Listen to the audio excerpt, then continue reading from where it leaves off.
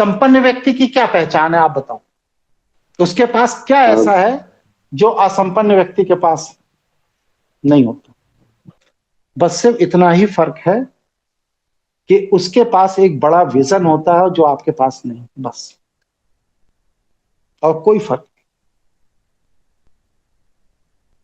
इसीलिए समाज में सोसाइटी की कैटेगरी बनाई गई, lower class, middle lower class, middle class, middle upper class, higher class. ये 5 कैटेगरी है और हर कैटेगरी के आगे एक बैरियर लगा है।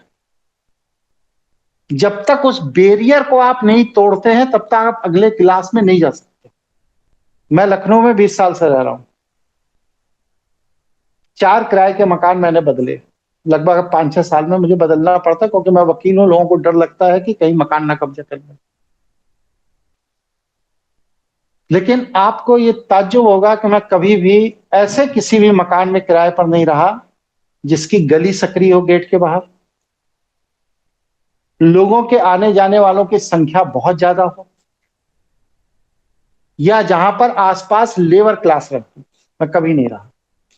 क्यों?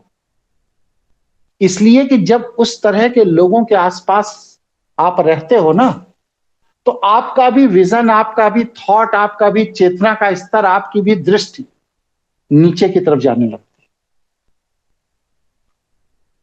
और जब आप संपन्न लोगों के बीच में रहते हो, संपन्न जेंट्री में रहते हो, भले ही कोई किसी से मतलब ना रखे, लेकिन आप जब सुबह से शाम तक 25 लाख की गाड़ी 25 लोगों की देखते हो मोहल्ले में, तो आपको भी इच्छा पैदा हो सकती है कि हमें भी अपनी संपन्नता बढ़ानी चाहिए,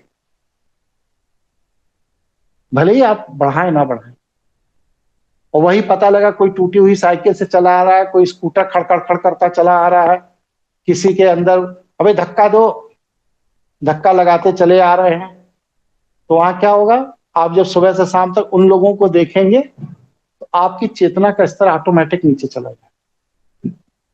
इसलिए अपनी चेतना के स्तर को समझाने बताने के लिए, अपनी बुद्धि को विकसित करने के लिए, अपनी दृष्टि को व्यापक करने के लिए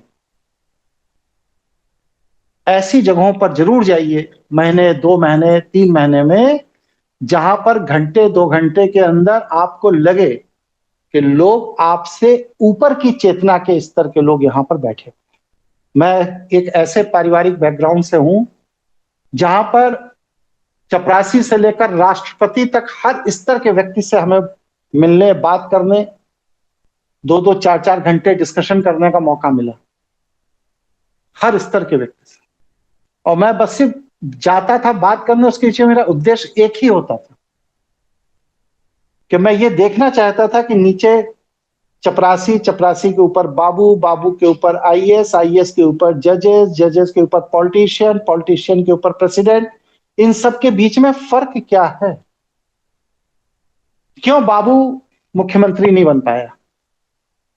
तो वो अंतर जब आप उनके साथ बैठते हो, उठते हो, तो समझ में आता है।